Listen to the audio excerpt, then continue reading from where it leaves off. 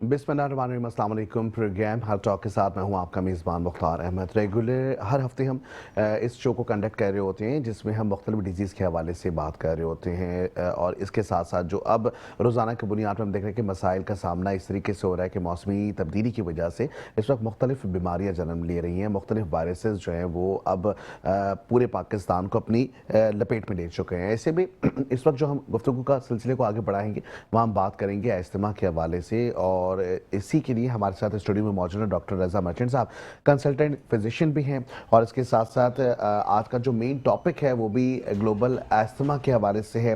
Prevalence किस तरह कर सकते हैं और ये अडल्ट में किस तरीके से प्रेवलेंस होती है, इसके हवाले से खुसूसी गुफ्तगू का सिलसिला भी रहेगा। तो हम वेलकम करेंगे अपने प्रोग्राम में डॉक्टर रज़ा मर्चेंट साहब को। अस्सलाम वालेकुम सर। अस्सलाम वालेकुम, कैसे मिजाज हैं? अल्हम्दुलिल्लाह। डॉक्टर रज़ा साहब, हम देख रहे हैं कि जी मुख्तलिफ बीमारियाँ तो अब रोज़ाना की बुनियाद पर देखते हैं कि जी जिस तरीके से रिसर्च भी बढ़ती जा रही हैं, माहौल जिस तरह बदलते जा रहे हैं उस तरीके से मुख्तलिफ वायरसेस जन्म ले रहे हैं। फिर वो हमारे पास अगर हम डिटेल में जाएंगे तो पानी के मसाइल अलग हैं, खाने पीने के, हमारे अपने लाइफ स्टाइल के मसाइल बहुत अलग हैं। लेकिन ऐसे में जो आज का खुसूसी टॉपिक अस्थमा के हवाले से है, मैं चाहूँगा कि सबसे पहले हम अस्थमा के हवाले से जानना चाहें, अपने नाज़रीन को बताएं कि अस्थमा बेसिकली है क्या। देखिए, बहुत शुक्रिया मुझे मदऊ करने के लिए। और आपने बहुत अच्छा टॉपिक ये सेलेक्ट किया क्योंकि आजकल जो मौसमी हालात चल रहे हैं, सर्दी का मौसम इख्तिताम पे है, खैर कराची में तो, लेकिन पूरे मुल्क में तो अभी सर्दी पड़ रही है, तो इसमें ये प्रॉब्लम बहुत ज़्यादा देखने में आता है। अस्थमा जो है बेसिकली सांस की नाली की एक बीमारी है। इसको आप अगर बीमारी सही माने हुए तो नहीं कह सकते, लेकिन ये एक तरह से इस तरह की चीज़ें हैं कि जिसमें कुछ अलामतें ज़ाहिर होती हैं। अस्थमा बेसिकली सांस की नालियों की एक कंडीशन है जिसके अंदर जब सांस की नालियाँ, देखिए हमारी सांस की नालियाँ जो हैं वो हमारे फेफड़ों से मुंसलिक हैं, जुड़ी हुई हैं। यानी जो फेफड़ों से जिनसे हम सांस लेते हैं वो हवा जो है पहले सांस की नालियों में आती है और उसके बाद फिर वो हमारे फेफड़ों तक जाती है, वहाँ पे वो ऑक्सीजन प्रोवाइड करती है जो हम सांस अंदर लेते हैं, और उसके बाद जब वो सांस बाहर आती है तो खून से सारी कार्बन डाइऑक्साइड जमा करके वो फेफड़ों के ज़रिए सांस की नालियों के रास्ते हम बाहर फेंकते हैं। ये एक नॉर्मल जो ब्रीदिंग जो मैकेनिज़्म है उसके तहत मैं ये बात कर रहा हूँ। अब होता ये है कि जब अस्थमा किसी को होती है तो उसमें ये होता है कि जो सांस की जो नालियाँ जो कि फेफड़ों तक जाती हैं उनके अंदर सोजिश पैदा हो जाती है, और वो सोजिश क्यों पैदा होती है वो हम आगे चल के बात करेंगे।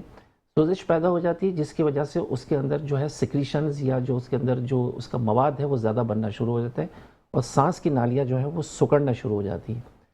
सिकुड़ने की वजह से मरीज़ को जो है सांस लेने में दिक्कत होती है। तो बेसिकली ये बात जानने वाली कि जो अस्थमा है वो फेफड़ों का मर्ज़ नहीं है, वो सांस की नालियों का मर्ज़ है। ठीक है। अच्छा, दूसरी जानब भी देख रहे हैं कि अगर पूरे पाकिस्तान की बात करें, पाकिस्तान में क्योंकि अब तो हम देख रहे हैं कि जी आबादी का तनासुब भी बढ़ता चला जा रहा है, लेकिन ऐसे में जो अस्थमा के पेशेंट हैं उनकी तादाद भी बढ़ रही है। तो एक तो ये हमें बताइएगा हमारे नाज़रीन को कि कितनी तादाद में पूरे पाकिस्तान में, क्योंकि रिसर्च होती रहती है, हर साल एक नई रिसर्च होती है, तो कितने ऐसे पेशेंट हैं जो कि इस बीमारी का शिकार हैं, और दूसरी एक और वजह कि इसकी वजह ही क्या है कि ये बढ़ क्यों रही है इसकी तादाद। पहले मैं आपको थोड़ा सा इसका पस मंज़र बताऊँ, आलमी पस मंज़र क्या है। इस वक्त तकरीबन पूरी दुनिया में एक मोहतात अंदाजे के मुताबिक सन 2025 की जो एक स्टडी हुई है उसके तहत इस वक्त पूरी दुनिया में 260 मिलियन अफराद जो है वो अस्थमा के साथ रह रहे हैं, और उसमें अच्छी खासी तादाद जो है वो बच्चों की है, और ये सालाना 5% के हिसाब से ये दुनिया भर में बढ़ती चली जा रही है। अगर आप पाकिस्तान की बात करें तो इस वक्त पाकिस्तान की आबादी का तकरीबन 5 से 15% जो हिस्सा है वो इस वक्त अस्थमा में मुब्तला है, और अगेन यहाँ पे भी बच्चों की बहुत बड़ी तादाद है।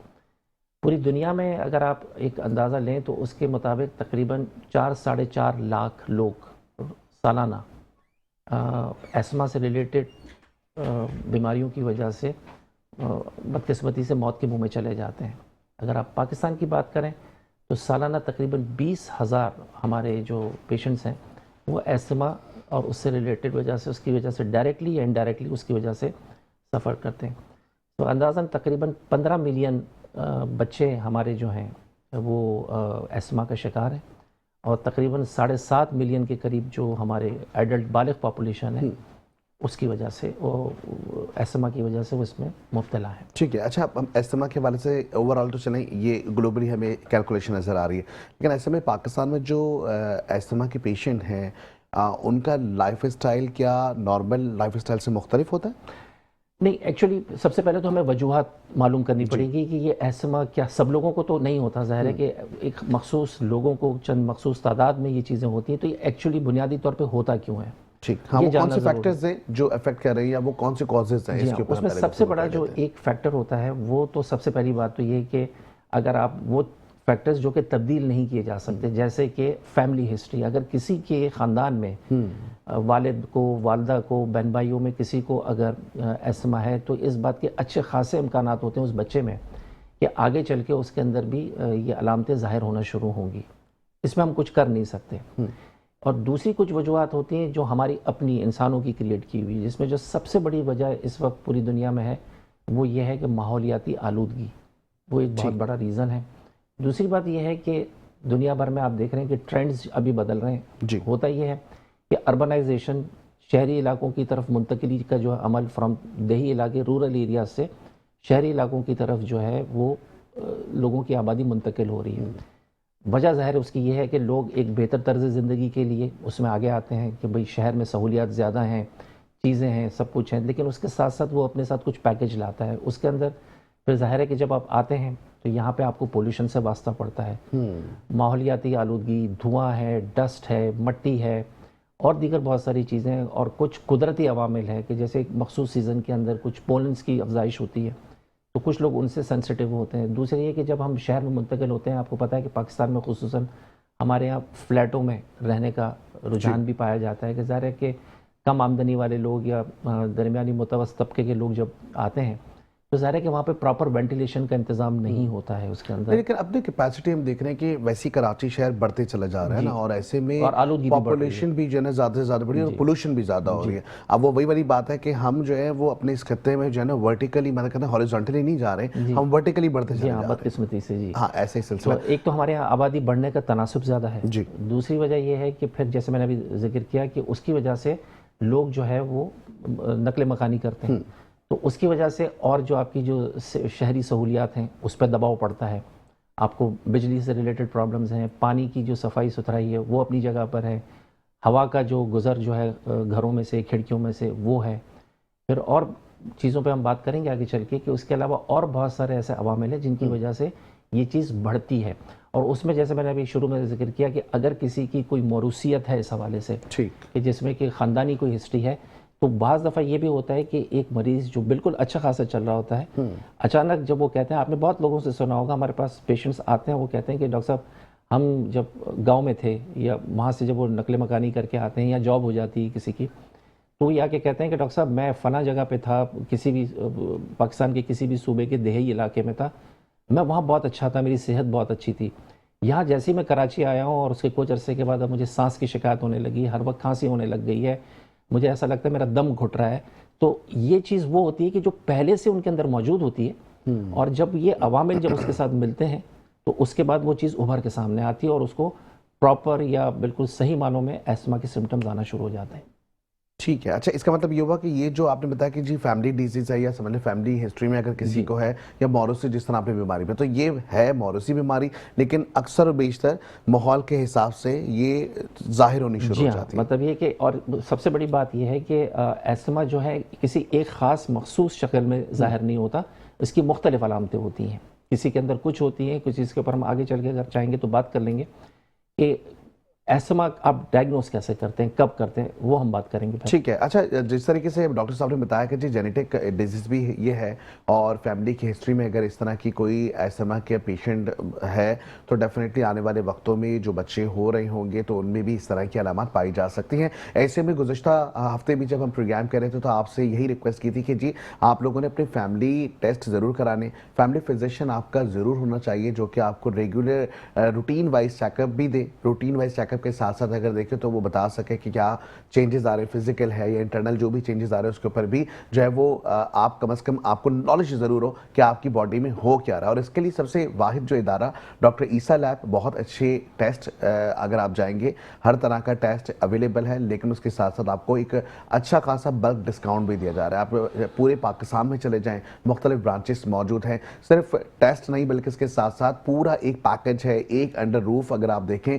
तो हर तरह की आप देखिए कि हेल्थ केयर के हवाले से तमाम मशीनरी उनके पास मौजूद हैं। एक्सरेस हो गया, अल्ट्रासाउंड हो गया, इसके साथ साथ हम ये देख रहे हैं कि जी डिस्काउंट के हवाले से अगर बात करें तो अगर आप फैमिली फिजिशियन से रब्ता करेंगे या अगर आप देखें कि वहाँ पे अपनी पूरी फैमिली का चेकअप करवाएंगे तो आपको बल्क क्वांटिटी के अंदर इस पर डिस्काउंट भी मिलेगा। डॉक्टर साहब, दूसरी जानिब अगर हम देखें कि आपने जिस तरीके से बताया कि बहुत सारे फैक्टर्स हैं जो कि अफेक्ट कर रहे हैं, अब अगर एक शख्स को एस्थमा हुआ है, खाने पीने में कुछ एहतियात होती है या लाइफ स्टाइल ही पूरा बदलना पड़ेगा हमें? देखिए, इसमें दो बातें हैं। एक तो जनरल लाइफ स्टाइल, जैसे मैंने कहा कि जिन अवामिल की वजह से वो चीज़ें हैं, जैसे कि पोल्यूशन से अगर आप प्रिवेंट कर सकते हैं तो वो ज़रूर कीजिए। बाकी और बहुत सारी चीज़ें हैं जिसमें ये आती हैं, लेकिन मसला इसमें सारा ये होता है कि पेशेंट जो है इसके लिए किसी किस्म की डाइटरी रिस्ट्रिक्शंस नहीं होती है एस्थमा के अंदर, ठीक, क्योंकि ये सिर्फ खाने पीने से रिलेटेड नहीं है, ये इसके अलामात और भी बहुत सारी हैं। आपने कोई ऐसी चीज़ सूंघ ली जिसकी वजह से ये आपका एस्थमा ट्रिगर हो सकता है। आपने कोई चीज़ खा ली, आपने कोई ऐसे कपड़े या पहन लिया जिससे आपको एलर्जी है, तो वो आपको ट्रिगर करेगा। बाज़ दफ़ा बहुत सारे लोग ऐसे होते हैं कि जो किसी किस्म का ख़ास मखसूस परफ्यूम इस्तेमाल करते हैं, उससे हो जाता है। कुछ लोग ऑयलिंग इस्तेमाल करते हैं, ऑयल इस्तेमाल करते हैं, तो वो लगाने के बाद खुशबू के जरिए भी बहुत सारे लोग ऐसे होते हैं कि जिनको फूलों की खुशबू सूंघने से भी हो जाता है। तो ये डिपेंड करता है कि आपकी हर एक का केस अलग अलग है। ज़रूरी नहीं है कि अगर एक एस्थमा के मरीज़ में अगर ये वजूहात हैं तो दूसरे के अंदर भी यही वजूहात हो। सबके अलग अलग और मुख्तलिफ वजूहात हो सकती हैं। ठीक, मतलब हर, अच्छा, जब आप लोगों के पास पेशेंट आता है तो हर किसी को डील करने का तरीक़ेकार भी मुख्तलिफ जी होगा। बिल्कुल, ऐसा ही है? जी बिल्कुल ऐसा ही है। हमारे यहाँ बदकिस्मती से थोड़ा सा मैं ये कहूँगा कि चूँकि शरह खानगी अभी हमारा उस मेयार पे नहीं पहुँचा है, तो बहुत सारे पेशेंट्स जब अपने बच्चों को लेकर आते हैं, वालदैन, पेशेंट नहीं वालदैन, जब बच्चों को लेकर आते हैं तो सबसे पहले तो वो इस चीज़ की जो ना वो डिनाइल में एक तरह से होते हैं। वो कहते हैं नहीं जी डॉक्टर साहब ये बिल्कुल ठीक था, अभी बस पिछले 2-4 दिनों से या 2 हफ्तों से इसको जो है सिर्फ खांसी वगैरह होना शुरू हो गई, बाकी अल्लाह का शुक्र है इसको कोई प्रॉब्लम नहीं होता। लेकिन जब वो डॉक्टर पेशेंट का मुआयना करता है तो उसके अंदर तमाम तर अलामतें मौजूद होती हैं। ठीक है, अच्छा, इसी अलामतों के हवाले से गुफ्तगू का सिलसिला जारी रहेगा। यहाँ वक्त एक शॉर्ट ब्रेक का, वापस आएंगे, ब्रेक पे जाएंगे। हमारे साथ जुड़े रहें, देखते रहें हमारा प्रोग्राम जिसका नाम है हेल्थ टॉक। वेलकम बैक नाज़रीन, प्रोग्राम में गुफ्तगू का सिलसिला जारी है। एस्थमा के हवाले से हम बात कर रहे हैं और ख़ास करके हम देख रहे हैं तकरीबन जिस तरीके से बताया डॉक्टर साहब ने भी कि जी पूरे पाकिस्तान में 15 से 20% हम देख रहे हैं कि जी आबादी का जो तनासुब है उसमें अगर टेस्ट मुकम्मल तौर पर करवाए जाएँ तो यकीनी तौर पर एस्थमा के पेशेंट्स की तादाद इतनी ही बताई जा रही है। डॉक्टर साहब, हम ये भी देख रहे होते हैं कि ख़ास करके लोग टेस्ट भी नहीं करवाते और वो इस बीमारी को समझने की कोशिश भी नहीं करते। वो उनको ऐसा लगता है जी ये नॉर्मल खांसी है, या कभी कभी जो है वो कहते हैं जी हमें ऑक्सीजन फील नहीं हो रहा है, या हम जो है वो सफोकेशन फील हो रही है, लेकिन उनको ऐसा लगता है कि ये सिर्फ रेगुलर ऐसी ही है, मतलब इन्वायरमेंट की वजह से। इसमें मैं आपको थोड़ी सी बताऊं कि इसमें कुछ अमल दखल माजरत के साथ हम फिजिशियंस का भी है कि जब हमारे यहाँ चूँकि जीपी प्रैक्टिस का और पेशेंट को जो है क्लिनिक्स पे देखने का रुझान बहुत है प्राइवेट प्रैक्टिस के अंदर, तो उसके बाद जब वो वालिदैन बच्चे को लेके या जब मरीज़ खुद एडल्ट अगर कोई आता है वो सिर्फ खांसी की शिकायत करता है, तो हम बस जल्दी जल्दी उसको प्रॉपर तरीके से एग्जामिन करना, उसका मुआयना करना, उसको देखने के बजाय बस उसको खांसी का सिरप और एक आध एंटीबायोटिक और पैनाडोल वगैरह दे के उनको फारिग कर देते हैं। हम उस वक्त उनको तफसील से मुआयना नहीं करते कि भाई ये पेशेंट अगर आया है तो उससे बात करें, ये कब से है, पहले कभी हुआ है कि नहीं हुआ। तो बहुत सारी चीज़ें अगर आप उससे पेशेंट से बात करते हैं, उससे डिटेल में उससे इंटरव्यू करते हैं, तो आपको बहुत सारी चीज़ें जो हैं उससे पता लग जाती हैं। दूसरी बात ये कि हमारे यहाँ कुछ सोशल टैबूज़ भी हैं कि अगर किसी ने ये कह दिया कि हाँ जी मुझे दमा है, तो लोग इसको छुपाते हैं। वो ये समझते हैं कि जैसे ये कोई बहुत बुरी चीज़ है, और अगर किसी को अगर ये पता लग गया कि इनके ख़ानदान में दमा है या इनके बच्चे को ये है, तो खुदा ना खास्ता ये कोई बहुत ही ख़तरनाक चीज़ है। तो वो इसको डिनाई करते रहते हैं और उस डिनाइल की वजह से इलाज में तातुल पैदा होता है। तीसरी बड़ी वजूहत ये होती है कि हमारे यहाँ चूँकि हम एक गरीब मुल्क हैं, तो ज़ाहिर है कि जो ट्रीटमेंट जो है वो हर एक की अफोर्डेबिलिटी में नहीं होता। उनके लिए बड़ी मुश्किल हो जाती है कि वो चीज़ों तक वो दस्तरस उनकी नहीं होती है। और जो एक और बड़ी वजह वो ये होती है कि हमारे यहाँ जो हेल्थ सर्विस सिस्टम का जो निज़ाम है उसके तहत मरीज़ की पहुँच भी अक्सर औक़ात नहीं होती है कि वो वक्त के ऊपर बर वक्त जो है वो हॉस्पिटल या क्लिनिक को या किसी हेल्थ फैसिलिटी को विज़िट करे और वहाँ पे उसकी तशख़ीस हो सके। तो ये भी बहुत एक बड़ा फैक्टर है इन सारी चीज़ों के अंदर। लेकिन मैं इस बात पे ज़ोर देना चाहूँगा कि अब सोशल मीडिया का ज़माना है, लोगों के अंदर अवेयरनेस भी आ रही है। ये कतई तौर पे ये कोई बुरी चीज़ नहीं है, ये किसी के साथ भी हो सकती है, किसी की भी एक तरह की आप क्योंकि समझिए नेचुरल एलर्जी फिनोमेना है ना, नेचुरली अफेक्ट हो रहे हैं आप हो रहे हैं। एनवायरनमेंट से। ये बिल्कुल ऐसे है कि जैसे किसी को किसी चीज़ से एलर्जी होती है, ठीक। तो ये समझ लें कि ये सांस की नालियों की एलर्जी है। आपने उन चीज़ों से परहेज़ करना है तो आप अल्हम्दुलिल्लाह ठीक रहेंगे, कोई प्रॉब्लम नहीं है इसके अंदर। ठीक है। अच्छा, अब इसके साथ साथ खाने पीने का आपने कहा कि हर चीज़ खा सकते हैं।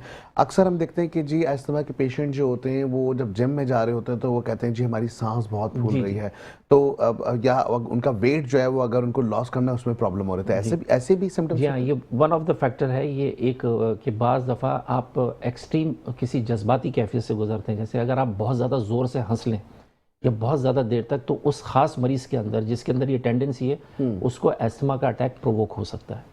या अगर आप शदीद सदमे की खुदा ना खास्ता किसी हालत में हैं तो उसमें भी जो है ये ट्रिगरिंग फैक्टर के तौर पर, जिसको हम हमारी मेडिकल टर्मिनोलॉजी में कहते हैं ट्रिगर, वो उसको ट्रिगर कर सकता है। इसी तरह जैसे आपने जिक्र किया कि जिम में जाने का, बहुत सारे लोग कहते हैं कि जब हम वैसे नॉर्मल होते हैं लेकिन ज़रा 4 कदम चलते हैं या थोड़ी सी एक्सरसाइज करते हैं तो सीने में घुटन होना शुरू हो जाती है। तो ये ठंडी हवा जाना या किसी ख़ास चीज़ की वजह से, उस एक पर्टिकुलर माहौल की वजह से आपको एस्थमा इंड्यूस हो सकता है। तो उसके भी तरीक़ेकार हैं, उसके भी इलाज बहुत अवेलेबल हैं। कि ये ज़रूरी नहीं है कि अगर आपको ये चीज़ प्रॉब्लम है तो उसकी वजह से आप अपनी वर्जिश को मुअत्तल कर दें या उसको ख़त्म कर दें, ऐसा ख़त्म नहीं है। आप बिल्कुल कर सकते हैं, लेकिन उसके साथ चंद प्रिकॉशंस के साथ आपको इसमें करना होता है। ठीक। अच्छा, दूसरी जानब एक और भी चीज़ें बताई जा रही होती है कि जो अस्थमा के पेशेंट हैं उनको नींद भी कम आती है। जी हाँ, नींद अक्सर पेशेंट हमारे पास ये कंप्लेंट करते हैं। उसकी बहुत बुनियादी और बहुत सादा सी वजूहत है कि सांस लेने में प्रॉब्लम सांस लेने में होता ही है कि जब ये ज़्यादातर जो है रात को दौरा पड़ता है, अच्छा। जब बॉडी का मेटाबॉलिज्म कम हो जाता है, पेशेंट जो है बिल्कुल रिलैक्सिंग स्टेट में होता है और फिर उसको अचानक सीने में जो है वो घुटन की कैफियत होती है और उसकी वजह से उसकी आँख खुल जाती है और ये सिलसिला, ये एपिसोड्स पूरी रात तक चलता रहता है। तो इसकी वजह से हमने देखा है कि अक्सर सुबह के औकात में सोने का जो है ना ड्यूरेशन उनका बढ़ जाता है, क्योंकि रात में उनकी नींद पूरी नहीं होती और उसमें उनको तकलीफ हो रही होती है सांस अच्छा, लेने अब में। जो सर्दियों और गर्मियों के मामला आते हैं, अच्छा अस्थमा के पेशेंट को हमने देखा है कि सर्दियों में उनको ज़्यादा प्रॉब्लम होती है एज कम्पेयर टू गर्मी। जी हाँ, ठंडी तो हवा अब से खाने पीने में भी जैसे गर्म ग़िज़ाओं का इस्तेमाल करें, लाइक जैसे सूप हो गया, ये गर्म पानी हो गया, ये उनके लिए बेटर है? नहीं, ये इसके लिए कहा जाता है कि ठंडी हवा जो होती है, सर्द हवा, यख बस्ता हवा जो है, वो जब आपके फेफड़ों में जाती है तो जिन लोगों के अंदर हाइपर सेंसिटिविटी उन सांस की नालियों में होता है तो उसकी वजह से एस्थमा जो प्रोवोक हो सकता है। लेकिन अगर आप गर्म मशरूबात का इस्तेमाल, जैसे आजकल का मौसम है उसमें यखनी, सूप और इस तरह की चीज़ें इस्तेमाल करते हैं तो यकीनन उसको इससे फ़ायदा होगा, लेकिन ये हतमी इलाज नहीं है। हाँ, ये अब हतमी बात इलाज वही नहीं ना है। कि एहतियात जो है ना वो इलाज ये से एहतियात बेहतर है कि ये और चीज़ तो है। जो जैसे माइग्रेन का अगर मैं जिक्र करूं, ये तो हमारे मौजू से हटकर है जी जी। कि माइग्रेन की जैसे चीज़ें होती हैं कि उसके अंदर मरीज़ को पता होता है कि मुझे कौन सी चीज़ों से माइग्रेन ट्रिगर होता है। इसी तरह एस्थमा का जो मरीज़ होता है उसको भी पता होता है कि अगर मैंने ये खाया तो मुझे इससे हो जाएगा, अगर मैंने ये पहना, ये टाइप का कपड़ा पहना है या मैंने ये परफ्यूम इस्तेमाल किया तो होता है। तो उसके लिए चंद बुनियादी चीज़ें जो आप अपने घर में कर सकते हैं वो हम आगे चल के डिस्कस कर लेंगे कि वो क्या ऐसी एहतियाती तदाबीर हैं जो एक एस्थमा के मरीज़ को करनी चाहिए कि जिससे घर पर उसके एस्थमा करनी चाहिए। घर पे करना चाहिए ताकि उसका जो अटैक है वो इंड्यूस ना हो और वो सुकून से अपनी ज़िंदगी गुजार सके। ठीक है। अच्छा, अब सुबह सुबह का टाइम होता है, हम देखते हैं कि जी सुबह फजर के बाद जो एक सूरज की किरण पहली होती है और उसके बाद हम देखते हैं कि जी ग्रीन इन्वायरमेंट का देखें, ऑक्सीजन ही ऑक्सीजन होता है। तो जो अस्थमा के पेशेंट हैं उनके लिए ज़रूरी नहीं कि सुबह सुबह अर्ली मॉर्निंग उठ के वो वॉक करें किसी। देखिए, वॉक करना तो चाहे वो कोई भी उम्र का इंसान हो, कोई भी हो, नहीं, इनहेल एक्सहेल में ताकि उनको आसानी हो, वो क्योंकि सुबह ब्रीदिंग सुबह आपको पता है कि कोई पोल्यूशन नहीं होता। नहीं होती, बिल्कुल लिया जा सकता है। वो आपकी जनरल हेल्थ के लिए भी बहुत अच्छा है और एस्थमा के मरीज़ के लिए भी बहुत अच्छा है और उसका एक ज़ाहिर है कि एक अलग ही कुदरती चीज़ का एक इम्पैक्ट होता है कि सुबह का औकात है, सूरज तुलू हो रहा है, साफ़ सुथरा माहौल है, तो आप एक अच्छा अपने अंदर प्लेजेंट एक फीलिंग महसूस करते हैं, तो वो आपकी जनरल हेल्थ बशमूल एस्थमा के लिए वो बिल्कुल कारआमद है। उसमें कोई अब एस्थमा के पेशेंट के लिए, अब जैसे अब हमारे पास ना एक टर्मिनोलॉजी आ गई, सोशल मीडिया पे बड़ी मशहूर होती है, हर जो शख्स है वो कहते हैं यार ये मेरा मी टाइम है। अब उसमें वो डेफिनेटली कुछ लोग को बुक्स पढ़ने का शौक होता है, कुछ लोगों को जो है वो कॉफ़ी पीने का बड़ा शौक होता है, वो मी टाइम अपना खुद इंजॉय करते हैं। कुछ लोग जो है वो जिम में अपना टाइम गुजारते हैं, वो कहते हैं मेरा मी टाइम है। इसी तरीके से अगर एस्थमा के पेशेंट है उनका मी टाइम क्या होना चाहिए जिसमें वो अपने आप को बहुत रिलैक्स रख सकें, वो अपनी केयर कर सकें खुद से। उसके अंदर उनके लिए अगर डिजीज पॉइंट ऑफ व्यू से आप जी, बात जी। करें तो उनको एक साफ सुथरे एनवायरनमेंट में रहना चाहिए। ठीक।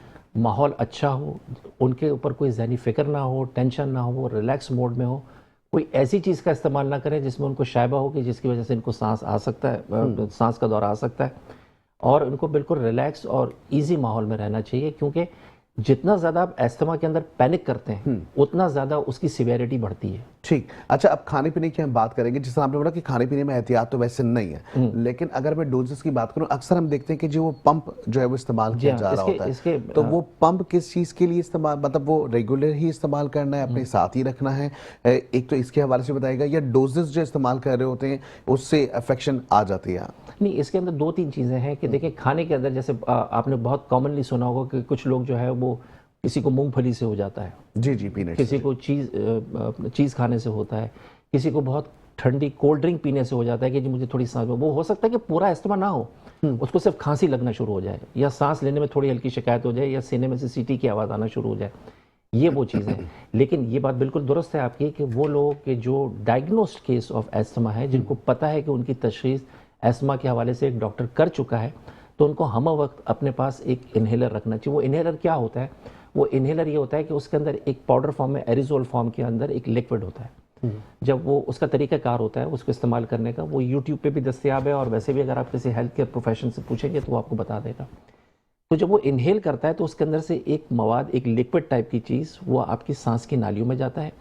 उसको आपको वहाँ पे होल्ड करना है जितनी देर तक आप इसको, सांस को रोक सकें, और उसके बाद आहिस्ता आहिस्ता सांस को बाहर निकालना है। तो इसका सबसे बड़ा फ़ायदा ये होता है कि वो सांस की नालियों की जो तंगी है उसको फौरी दूर करता है, और बगैर किसी ज़्यादा साइड इफ़ेक्ट के वो चीज़ उसके ऊपर निकलती है। पहले के ज़माने में, आज से 10 साल, 20 साल, 25 साल पहले इसकी गोलियां आया करती थी, लेकिन उसके पर अपने साइड इफ़ेक्ट्स हैं, मुज़मरात हैं उसके। लेकिन अब जो लेटेस्ट जो ट्रीटमेंट आ रहा है अस्थमा का, वो बहुत ईजी टू यूज़ है, और पेशेंट अगर एक दफ़ा इसको सही से समझ ले और उसको कोई समझा दे, और अगर वो इस्तेमाल करें, तो उसको कोई प्रॉब्लम नहीं हो सकता। लेकिन ये बात दुरुस्त है कि उसको हर वक्त अपने साथ एक इन्हेलर रखना चाहिए। इसके अलावा घर में भी मशीन्स ऐसी अवेलेबल आ गई हैं कि आपको पता है कि आपको किस तरह करना है। वो सॉल्यूशंस मिला के, आप मास्क लगा के, जिसको कि हम नेबुलाइजेशन कहते हैं, वो करने से वो सांस की जो तकलीफ हो इमीडिएटली वो दूर हो सकती ठीक है। मतलब अब जो इसका ट्रीटमेंट है खास करके, वो हमें अपने लाइफ स्टाइल के अंदर अडेप्ट करना है। पड़ेगा। लाइफ स्टाइल में अडेप्ट करना पड़ेगा, पोल्यूशन से बचना पड़ेगा। घर के अंदर जैसे हम बहुत सारी चीज़ों के अंदर ये करते हैं कि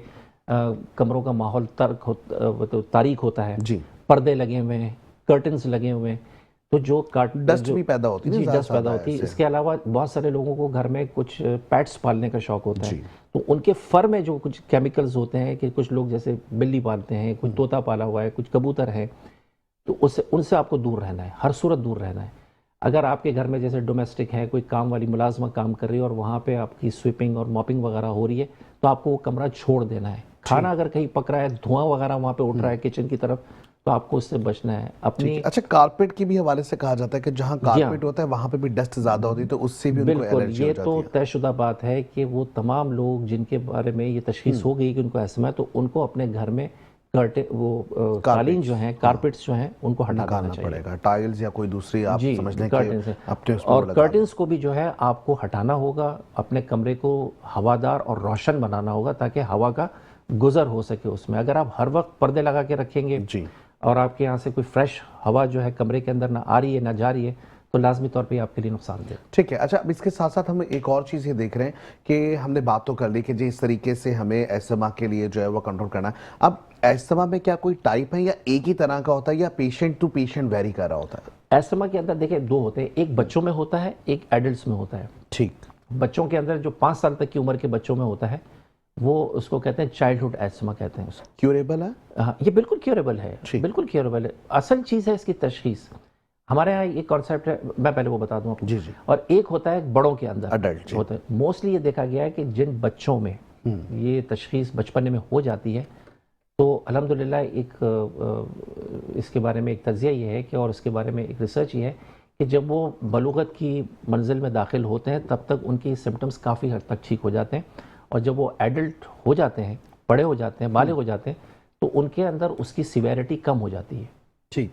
वो उनके ज़ाहिर केमिकल हार्मोन्स की वजह से और दीगर चीज़ों की वजह से उसके अंदर कमी आती है। लेकिन ये बात तय है कि वो ख़त्म नहीं होती, वो होती नहीं है, लेकिन किसी वक्त भी वो दोबारा आ सकती है। ठीक है। अच्छा, अक्सर और बेशतर ये भी कहा जाता है कि अब खवातीनों के अंदर हमने देखा है कि जी शादी के बाद वो अस्थमा वाला जो मर्ज होता है वो ख़त्म हो जाता है खुद ब खुद, ऐसा होता है? होता है कि ज़ाहिर है कि आपकी जो लाइफस्टाइल बदल जाता है, आपकी ज़िम्मेदारियां बदल जाती हैं, आपकी खाने पीने का टाइम बदल जाता है बहुत सारी चीज़ों में, तो वो बाज़ दफ़ा बहुत सारी चीज़ों में वो चीज़ अच्छा इम्पैक्ट डालती है और बाज़ लोगों में वो चीज़ इन्हांस भी हो जाती है कि अगर घर का माहौल सही नहीं है, घर के अंदर जो इख्तलाफात हैं, लड़ाई झगड़े हैं, किसी इस तरह की चीज़ें हैं, तो वो एक ट्रिगर, जैसे मैंने शुरू में कहा कि एक्सट्रीम सदमे की हालत, शदीद गुस्से की हालत और बेतहाशा खुशी के आलम में भी आप बहुत ज़ोर ज़ोर से कह के लगा रहे हैं, हंस रहे हैं, तो आप हंसते हंसते जो है वो आपको एकदम अस्थमा का इंडक्शन हो जाता है, इंड्यूस हो जाता है। ठीक है। अच्छा, अब रोज़ाना जब हम भी यहाँ शो कर रहे होते हैं, ख़ास करके हेल्थ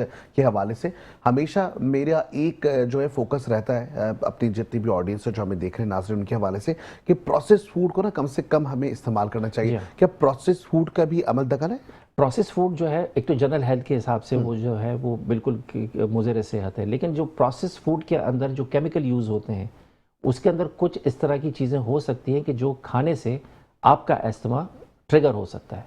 तो process food as a general health के अगर हम देखें तो वो सेहत के लिए ज़ाहिर है, कोलेस्ट्रॉल है, शुगर है, मोटापा है, इन सारी चीज़ों के लिए तो वो अच्छा, ठीक नहीं है। प्रिजर्व्स के लिए डेफिनेटली उसमें केमिकल्स वगैरह भी मिलाए जा रहे डेफिनेटली वो होते हैं। केमिकल्स हो सकता है कि वो केमिकल इस्तेमाल करने से वो आपके अंदर वो इंड्यूस करें और आप ये कहें कि जी मुझे ये चिकन खाने से हो गया या मैंने फिश खाई तो उससे हो गया। एक्चुअली हो सकता है वो फिश से ना हो, लेकिन अगर वो प्रोसेस्ड है, उसमें जो केमिकल जो कीमियाई अज्जा उसमें इस्तेमाल किए गए, अगर उससे आपको एलर्जी है अगर उससे, तो आपको डेफिनेटली अक्सर हम ये भी देख रहे हैं ना, अब खैर प्रोसेस तो फूड एक जानिब है, लेकिन दूसरी जानिब हम देख रहे होते हैं कि जिस तरीके से आपने फिश की बात की या बाहर से हम कुछ खाना ऐसे मंगवा लेते हैं कभी कभी जिसमें ऑयल जो है अगर देखें तो हमें नहीं पता होता है कि वो ऑयल किस तरह का इस्तेमाल हुआ हुआ है, तो उसके हवाले से भी जो है हमें लगता है कि जी वो भी एक अफेक्शन हो सकती है।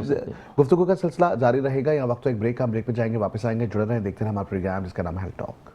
वेलकम बैक नाज़रीन। प्रोग्राम में गुफ्तगू का सिलसिला जारी है और बात हो रही है अस्थमा के हवाले से। डॉक्टर रज़ा हमारे साथ मौजूद हैं। मज़ीद गुफ्तगू को आगे भी बढ़ाएंगे। ट्रीटमेंट के हवाले से हम बात कर रहे थे। डॉक्टर साहब ये बताइएगा कि ट्रीटमेंट, हमने देखा कि अभी हम जब ब्रेक पे थे तब भी हम इसी हवाले से गुफ्तगू कर रहे थे।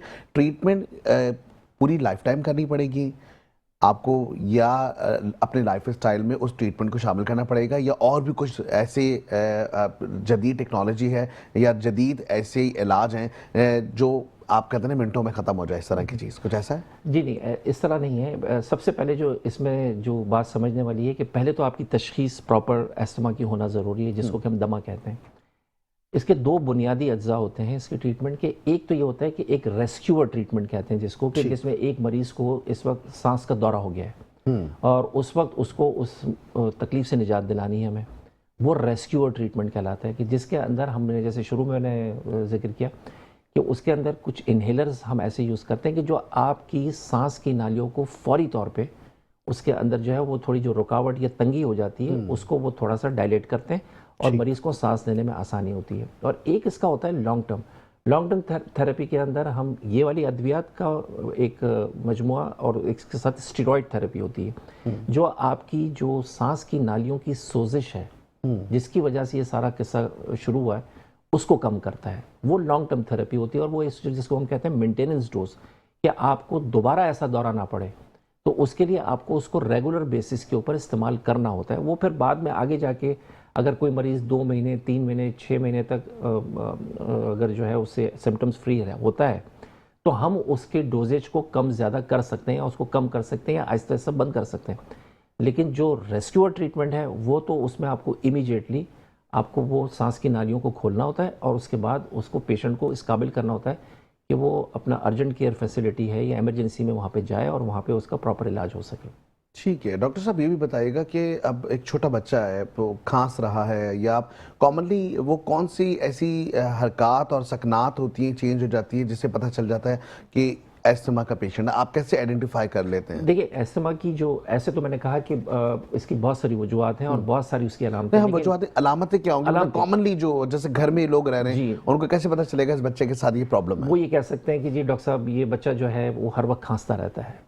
एक बात, नंबर एक, खांसी इसमें जो है बहुत बुनियादी इसमें एक वो अपना सिम्टम है। दूसरी बात ये कि बहुत सारे पेशेंट्स ये कहते हैं या बच्चे ये कहते हैं या माँ बाप महसूस करते हैं कि जब हम उनके सीने पे हाथ रखते हैं तो हमें एक सीटी की सी आवाज़ महसूस होती है, या बाज़ बच्चे जब थोड़ी देर के लिए सो जाते हैं उस अटैक में तो ऐसा लगता है कि जैसे सीटी की सी आवाज़ उनके सीने में से आ रही है। तीसरा ये होता है कि सांस लेने में दुश्वारी हो रही होती है, कि सांस सही से आ नहीं रहा। एक्चुअली जो अस्थमा के अंदर जो सबसे बड़ा प्रॉब्लम है वो ये है कि सांस लेना आसान है, सांस बाहर की तरफ नहीं निकलता। एक्सहेल करना जिसको कहते हैं वो नहीं हो रहा होता। इसके अलावा ये होता है कि सीने में दर्द की शिकायत होती है, क्योंकि इतना शदीद स्पाज़म या नालियाँ इतनी तंग हो जाती है और पेशेंट उसकी वजह से एफर्ट कर रहा होता है सांस लेने के लिए, तो उसको सीने में दर्द शुरू हो जाता है। इसके अलावा फिर कुछ शदीद किस्म की अलामतें होती हैं जिसके अंदर कि ये वो वक्त होता है कि जिसके अंदर आपको फ़ौरन उस मरीज़ को अस्पताल मुंतकिल करना होता है। लेकिन अगर इन चीज़ों को अगर हम बर वक्त पकड़ लें तो हॉस्पिटल जाने की नौबत नहीं आती है। ठीक। अच्छा, एक और हम देखते हैं जी, चेस्ट कंजेशन हो जाता है अक्सर और बेशतर। हम देखते हैं कि जी जैसे सर्दियाँ ज़्यादा बढ़ने लग जाती हैं तो लोगों को ज़्यादातर हम देखते हैं कि चेस्ट कंजेशन हो जाता है, खास करके बोला नहीं जा रहा है या खांस भी रहे हैं तो उसके अंदर भी हम देख रहे होते हैं कि जी या सांस ले रहे हैं रात में या सुबह भी सांस ले रहे हो तो नहीं। तो हल सिर्फ यही है कि हमें नेबुलाइज करना पड़ेगा? नहीं, वो डिपेंड करता है ना कि जब वो अब इंटेंसिटी, हाँ इंटेंसिटी क्या है। दूसरी बात ये कि उसकी तशखीस अस्थमा की होगी। हर खांसी जो मौसम में होती है किसी को, वो अस्थमा नहीं है। ठीक। ये ज़रूर है कि अगर एक मरीज़ जिसको के अस्थमा के सिम्टम्स हैं, उसकी तशखीस हो चुकी है, वो इन्हेलर पे है और कोई मौसमी बुखार या मौसमी खांसी, जैसे मौसम बदल रहा होता है तो वो खांसी की शिद्दत या उसके असरात वो ज़्यादा महसूस करे बनिस्बत एक ऐसे आदमी को जिसको अस्थमा नहीं है। वो 2-4-3 दिन में उसको वायरल फीवर उसका उतर जाएगा, वायरस गुजर जाएगा, वो ठीक हो जाएगा। लेकिन अस्थमा का मरीज़ होगा तो उसके अंदर सिम्टम्स भी शदीद होंगे, तकलीफ भी ज़्यादा होगी, और वो एक तरह से जैसे मैंने शुरू में कहा, वो ट्रिगर कर दिया उसको कि वो बिल्कुल ठीक ठाक चल रहा था, अचानक से एक मौसमी, आपको जैसे हमें सबको होता है, अगर एक मौसमी बुखार या इस तरह का कोई वायरल इन्फेक्शन हुआ है उसको, तो उसके अंदर की जो हसासियत थी सांस की नालियों की, वो उभर के एकदम से सामने आ जाती है और ये फिर दोबारा वापस भी चली जाती है अगर मामला दोबारा से नॉर्मल हो जाए तो। ठीक है। अब एक और चीज़ है, हम ये देखते हैं कि जी अक्सर पेशेंट जो कि ट्यूबरक्लोसिस का शिकार होता है और जिसे हम आम फहम अल्फाज में जो है वो कहते हैं टीबी। तो लेकिन बीमारी ये होती है लेकिन उसको लग रहा होता है कि जी हम अस्थमा के पेशेंट हैं जी। इसको कैसे हम रेक्टिफाई करेंगे कि जी भाई आपको जो है वो ट्यूबरक्लोसिस है? जी, ट्यूबरकुलोसिस एक बिल्कुल ही अलग एक मोडालिटी उसमें भी खै आ रही होती है, वो कहते हैं खांसते होते हैं ज़्यादा, तो लगता है बिल्कुल सिमिलैरिटीज़ बहुत है। जी हाँ, मतलब क्योंकि देखें बेसिकली ट्यूबरकुलोसिस हो या अस्थमा हो, बुनियादी तौर पे वो आपके फेफड़ों को और सांस की नालियों को इम्पैक्ट करता है, तो मोर और लेस सिम्टम्स आपको वैसे ही लग रहे होते हैं। लेकिन इसमें बहुत सारे डिफरेंसेस भी हैं। ट्यूबरकुलोसिस के अंदर सिर्फ खांसी नहीं होती, उसके अंदर पेशेंट को बुखार भी हो जाता है। अस्थमा के अंदर लोगों को बुखार नहीं होता, मतलब अगर कोई सुपर एडेड इन्फेक्शन अगर नहीं हुआ है तो, और नॉर्मल है और सिर्फ उसको खांसी हो रही है तो उसमें बुखार नहीं होता। टीबी के अंदर बुखार भी होता है, वज़न की कमी भी होती है, उसके अलावा उसकी कुछ फैमिली हिस्ट्री भी होती है, प्लस उसकी कॉन्टैक्ट हिस्ट्री भी होती है कि हो सकता है कि उसके अतराफ़ में लोगों को, उसके दोस्त अहबाब में, रिश्तेदारों में किसी को टीबी रही है और वो उनके साथ क्लोज कॉन्टैक्ट में रहा है। ये सारी चीज़ जो होती है, बाज़ लोगों का क़ुव्वत मुदाफ़ियत जिसको कि इम्यूनिटी कहते हैं वो कमज़ोर हो जाती है, तो उनको टीबी जो है वो कैच हो जाती है। तो सिम्टम्स मोर और लेस सांस की नालियों से रिलेटेड ही होते हैं, लेकिन अस्थमा को टीबी से नहीं मिलाया जा सकता, टीबी को अस्थमा से नहीं मिलाया जा सकता। सर अच्छा, दूसरी जानब एक और भी चीज़ हमें देख रहे हैं कि अस्थमा के पेशेंट के लिए एंटीबायोटिक जो इस्तेमाल की जाती है, क्या जो अस्थमा के पेशेंट हैं वो एंटीबायोटिक इस्तेमाल कर सकते हैं? नहीं, बिल्कुल एंटीबायोटिक का कोई रोल अस्थमा के अंदर नहीं है, अनलेस कि वो अस्थमा किसी इन्फेक्शन की वजह से उभर के आया है। अब वो इन्फेक्शन वायरल भी हो सकता है, वो बैक्टीरियल भी हो सकता है, कुछ भी हो सकता है। तो सिंपली प्लेन बिल्कुल नॉर्मल अस्थमा जो कि होता है उसके अंदर एंटीबायोटिक का कोई रोल नहीं होता, जो कि हमारे यहाँ बदकिस्मती से अनफॉर्चुनेटली इस्तेमाल में बहुत आता है। जब हमारे अपना क्लिनिक्स में लोग जाते हैं तो बहरहाल एंटीबायोटिक उन्हें लिखना ही लिखना होता है, तो वो उसको लिखते हैं, लेकिन उसकी कोई अफादियत नहीं है। ये डॉक्टर्स की मजबूरी होती है क्या? डॉक्टर्स की सकते हैं इसको मजबूरी कह लें या इसमें अवेयरनेस कह लें, या हम अवेयरनेस के ऊपर जरूर आएंगे, लेकिन कंसल्टेंसी की अगर हम बात करें और टेस्ट की अगर बात करें तो अस्थमा के लिए टेस्ट कौन कौन से रिक्वायर्ड है जो करने जरूरी है? एक आम आदमी के जहन में सबसे पहला ख्याल ये आता है कि चूंकि सांस की नाली से और ये फेफड़ों का मर्ज है, जो कि नहीं है फेफड़ों का मर्ज, पहला ख्याल लोगों को आता है कि इनका एक्सरे किया जाए। ठीक। एक्सरे के अंदर तशखीस कभी भी नहीं हो सकती अस्थमा की। अगर आप किसी क्लिनिक पे जाते हैं या किसी हॉस्पिटल जाते हैं और वो आपका एस्थमा अपना एक्सरे करता है, उसमें एस्थमा की तशखीस नहीं हो सकती। Asthma is a purely clinical diagnosis. Clinical ये कि एक मालिज, एक डॉक्टर और एक पेशेंट, वो उससे बात करता है, वो उसको एग्जामिन करता है और उसके बाद वो इस नतीजे पे पहुंचता है कि हो ना हो इसको एस्थमा है। फिर उस एस्थमा को डायग्नोस करने के कुछ तरीक़ाकार हैं कि जिसके अंदर एक चीज़ जिसको हम जो हमारी मेडिकल फैकल्टी के लोग हैं वो बेहतर समझेंगे, स्पायरोमीट्री, जिसमें कि वो ये चेक किया जाता है कि मरीज़ का सांस लेने की रफ्तार और सांस को बाहर निकालने की रफ्तार कैसी है। तो उसके ऊपर वो गेज किया जाता है कि उसको स्पायरोमीट्री से टेस्ट से डायग्नोस होता है। फिर एक चीज़ होती है जिसको कहते हैं पीक फ्लोमीटर, कि आप एक पेशेंट को कहते हैं कि आप अपना सांस खींचें अंदर, और एक ट्यूब टाइप की चीज़ होती है जिसमें कुछ गेजेस बने हुए होते हैं मीटर्स के, और उसमें कहा जाता है इसमें ज़ोर से आप फूंक मारें, तो उसकी रफ्तार से पता लगता है कि ये हवा जो उसने खारिज की है सांस के बाद वो कितनी मतलब तरीके से और किस रफ्तार से, जो एक रेकमेंडेड तरीके से है, वो अगर वो हुआ है तो इसका मतलब ये है कि ही इज़ ओके, उसको सिम्टम्स नहीं है अभी। और अगर वो उस मुरवजा उसूल के तहत अगर वो नहीं करता है तो उससे लगता है कि ये हो ना हो ये एस्थमा का इसको अटैक है इस वक्त। ठीक है। अच्छा, जनरल प्रैक्टिस क्या हो सकती है, खास करके अगर कोई पेशेंट है, अब वो एस्थमा का है, इनहेल करके क्या कुछ देर वो रोके रहे सांस को और फिर वो एक्सेल करके, क्या इससे फर्क पड़ेगा? मतलब बगैर अद्वियात की हाँ, बात कर बगैर रहे हैं? अद्वियात के अगर वो रोजाना की प्रैक्टिस में कुछ इस तरह रखें? नहीं, वो एक आपकी जो ब्रीदिंग एक्सरसाइजेज हैं वो अपनी जगह पर हैं, लेकिन इसका एस्थमा से कोई लेना देना नहीं है। एस्थमा जब अगर किसी को हो गया है, अटैक आया है, तो उस वक्त जो मैंने जो दो बुनियादी इसका ट्रीटमेंट बताया वो आपको लेना लाजिम है। उसके बगैर आपके सिम्टम्स में, आपकी अलामतों में कोई फ़र्क नहीं आएगा और पेशेंट की कंडीशन इम्प्रूव नहीं होगी। ठीक। अच्छा, दूसरी जानब ये भी देखते हैं कि जी अवेयरनेस की लोगों में बड़ी कमी है। अब इसके लिए हमें बताएं कि अब डॉक्टर्स किस तरीके से अवेयर कर सकते हैं पेशेंट को नहीं बल्कि पेशेंट की फैमिली को। जी। उसके सबसे बड़ी वजह है कि ज़ाहिर है कि बदकिस्मती से हमारे यहाँ शराय खानगी इतनी ज़्यादा नहीं है, और हमारे यहाँ चूँकि जो मेजर पोर्शन ऑफ पॉपुलेशन है वो देहातों में रहता है, तो ज़ाहिर है कि वहाँ पे वो हेल्थ की ना फैसिलिटीज़ हैं ना वो अवेयरनेस है। तो वहाँ पे एक टैबू है मशहूर, कि मतलब ये कि दमा हो गया तो बस और अब तो ज़िंदगी ख़त्म हो गई है, ऐसा कतल नहीं है। और दूसरी जो बात ये कि अगर मान भी लें, वो कहते हैं कि जी इसको एस्थमा हो भी गया और वो तस्लीम कर भी लें, तो उसके बाद इन्हेलर थेरेपी जिसकी अभी हम बात कर रहे थे, वो लेना जो है वो एक बहुत बड़ा टैबू, कि भाई ये तो एक आखिरी इलाज है और इसके बाद तो खुदा ना खास्ता बस अब ज़िंदगी का खात्मा करीब है, इस तरह की चीज़ें हैं। तो लोगों के अंदर हमें ये अवेयरनेस ड्राइव करनी पड़ेगी। हर साल हम मनाते हैं, इस दफ़ा भी इंशाल्लाह जो है 5 मई 2026 को, 5 मई 2026 को वर्ल्ड एस्थमा डे हम मुनक्किद करने जा रहे हैं। तो लोगों के लिए इसके लिए सबसे अच्छी चीज़ ये है कि वो इसके बारे में असल हकाइक जाने, और वो हकाइक आपको सिर्फ आपका फिजिशियन बताएगा। सही। अच्छा, अगर आपके पास अलामात भी ना हो डॉक्टर साहब, क्योंकि ये बड़ा एक इंपॉर्टेंट फैक्टर है जो लोग बड़ा ज़्यादा मिस करते हैं। एक जगह आपने बोला कि शराय ख़वानगी की तो है एक बात, दूसरी जानिब एक और चीज़ ये है कि हम रेगुलर चेकअप ही नहीं करवाते। हम एक मिथ बनी हुई है कि डॉक्टर के पास जाएंगे तो वो हमें बता देगा हम बीमार हैं। तो ये जो रेगुलर चेकअप वाला सिलसिला, ये भी हम चाहेंगे अपनी ऑडियंस से, जो हमारे नाज़रीन, उनको ज़रूर बताएं कि जी रेगुलर चेकअप कितना ज़्यादा ज़रूरी है, और जो फैमिली फिजिशियन होता है उसके साथ आपका रब्ता रहना कितना ज़रूरी है। उसके लिए सबसे इम्पॉर्टेंट चीज़ ये है कि जो वालिदैन हैं बच्चों के, अगर वो ये नोट करें, वो बाज़ दफ़ा हम ये होता है कि उनको खुद नहीं पता होता है कि हमारे बच्चे को एस्थमा, ये नहीं कि वो छुपा रहे हैं या वो इस हकीकत को तस्लीम नहीं कर रहे हैं, उन्हें खुद नहीं पता होता।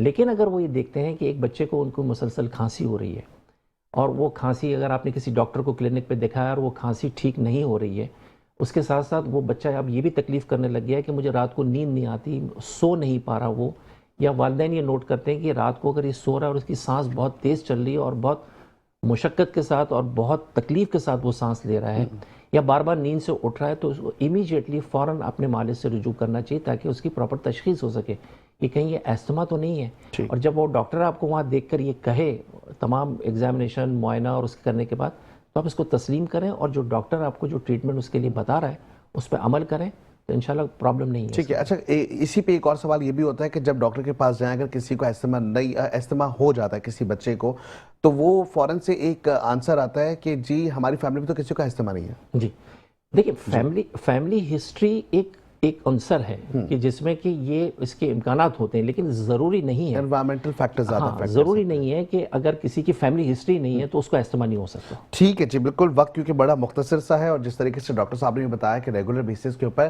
चेकअप करवाना, रूटीन में या रेगुलर बेसिस का मतलब रोजाना की बुनियाद पे नहीं, रेगुलर का मतलब है कि रूटीन चेकअप आपने जरूर करवाना है, फैमिली फिजिशियन से राबता रखना है। और ऐसे में हम देखते हैं कि जो डॉक्टर ईसा लैब है वो बहुत ज़बरदस्त तरीके से आपकी फैमिली के लिए काम करते हुए दिखाई दे रहे हैं। एक ही रूफ में हम देखते हैं कि जी एक ही अंडर द रूफ आपको हर तरह की ट्रीटमेंट मिल रही है। तो अगर आप भी चाहते हैं तो मुख्तलिफ डिस्काउंट्स पैकेजेस भी उनके मौजूद हैं, खास करके अवेयरनेस सेशंस भी वहाँ करवाए जा रहे हैं, तो आप ज़रूर विजिट कीजिएगा। डॉक्टर साहब क्योंकि वक्त बहुत ही मुख्तसर है, एक छोटा सा मैसेज जो आप हमारे नाज़रीन को देना चाहें।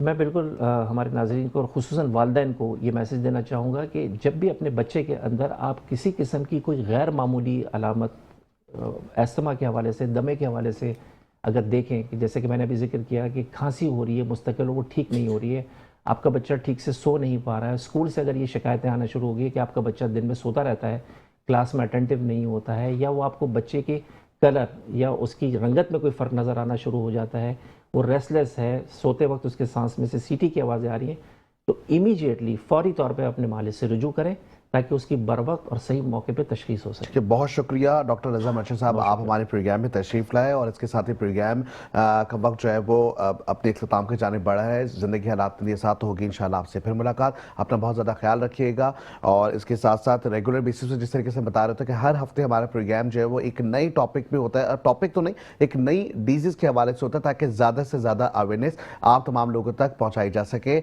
अपना बहुत ज़्यादा ख्याल रखिएगा। खुदा हाफिज़।